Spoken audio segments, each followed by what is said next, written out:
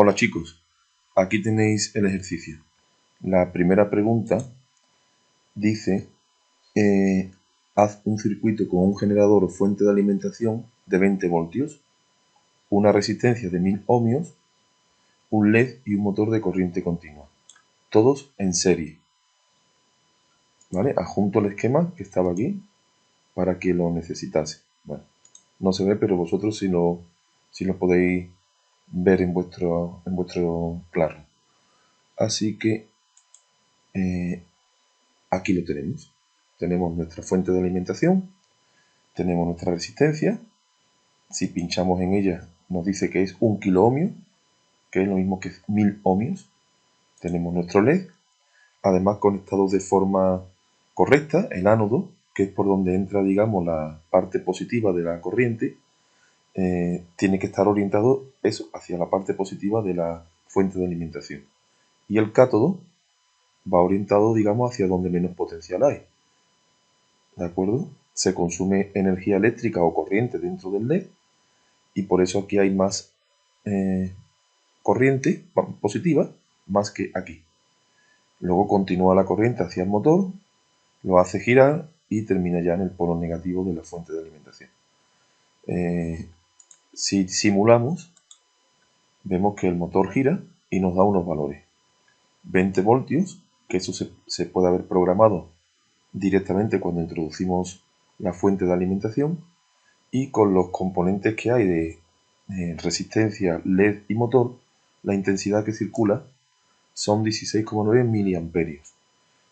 Ya sabemos que no son cantidades independientes. En función de la resistencia que pongan los diferentes receptores conectados al circuito, ante una tensión fija, la intensidad va a cambiar. Si pulsamos encima del componente cuando no está la simulación funcionando, aquí podemos introducir el voltaje.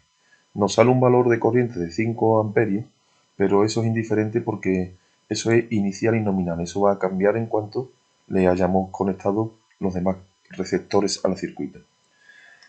Así que la primera pregunta dice, observa qué ocurre cuando se aumenta el voltaje. Iniciamos la simulación y disminuimos el voltaje y vemos que de 16,9 ha bajado a 10,9 miliamperios. Si ahora aumentamos el voltaje a 26 voltios, sube. Y conforme lo sigamos aumentando, veremos que a más voltaje, más intensidad de corriente, más miliamperios, y a menos voltaje, menos intensidad de corriente. Por lo tanto, lo que había que contestar aquí es que ambas magnitudes son directamente proporcionales. Detenemos la simulación, pulsamos y escribimos aquí 20 para recuperar su valor original. La segunda pregunta dice que, bueno, esta es la segunda, perdón, simúlalo y explica lo que ocurre con la intensidad cuando cambia el voltaje. En la tercera dice que a partir de la intensidad observada, que se calcule la resistencia total o equivalente de todo el circuito, de todos los componentes juntos. Así que iniciamos la simulación, anotamos 20 voltios de tensión y 16,9 miliamperios de intensidad. Con esto aplicamos la ley de Ohm, que básicamente es lo que pone aquí. ¿De acuerdo? Es una división entre el voltaje y la intensidad, y al dividir los números, teniendo en cuenta que los miliamperios hay que pasarlos a amperios, y que por eso aquí tenemos 0,0169, pues nos da esta cantidad de ohmios de resistencia total de todo el circuito completo.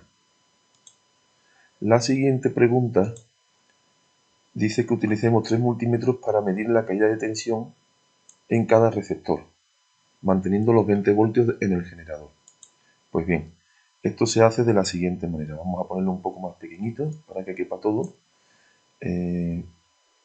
Cada componente que ofrece una resistencia al paso de la corriente en ellos hay una caída de tensión o de potencial, hasta que la caída es total de 20 voltios. Empezamos con un potencial de 20 voltios por encima, el polo positivo por encima del negativo.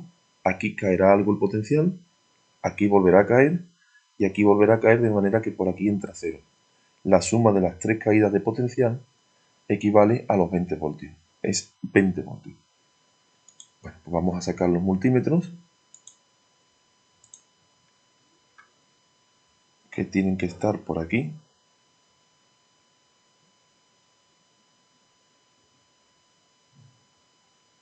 Ya nos queda menos. Aquí. Sacamos uno. Sacamos otro, lo ponemos aquí. Y sacamos otro y lo ponemos aquí. Bien, retiramos esto.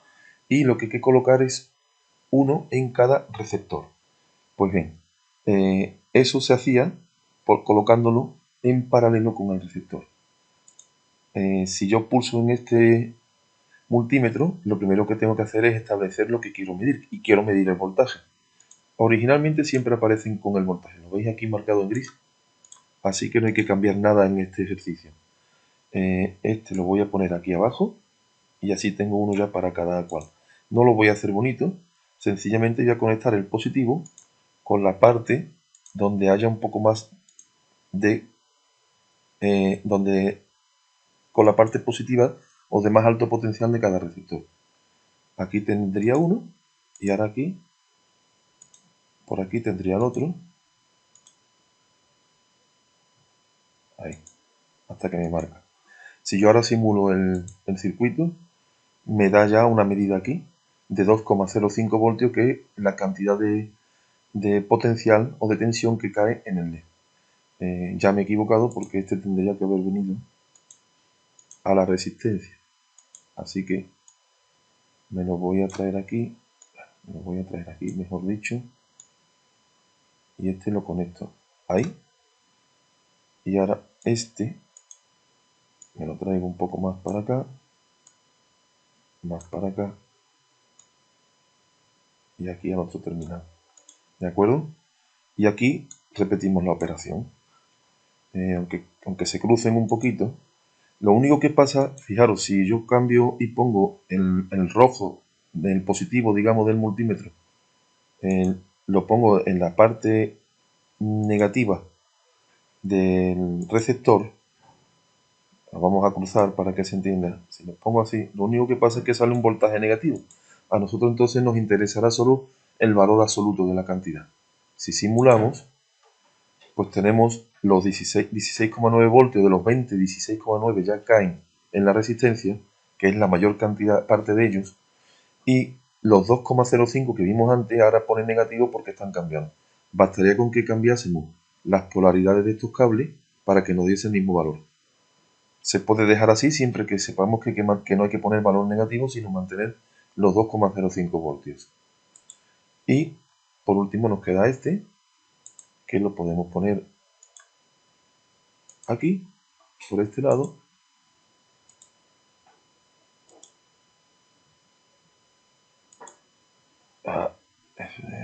Un momento que no se quiere. Aquí, aquí y ahí. Y ahora iniciamos la simulación y tenemos los tres valores. Si sumamos 1,06 más 2,05 son 3,11, más 16,9, que a lo mejor eran 16,89, al sumarlo da 20. ¿Vale? Tenemos la suma de los tres voltajes es aproximadamente 20, salvo aproximaciones decimales. Anotaríamos estos valores y pasaríamos al siguiente ejercicio, donde se dice que con las medidas obtenidas utiliza la ley de Ohm para calcular la resistencia que muestran el LED y el motor. Por lo tanto, lo único que hay que hacer es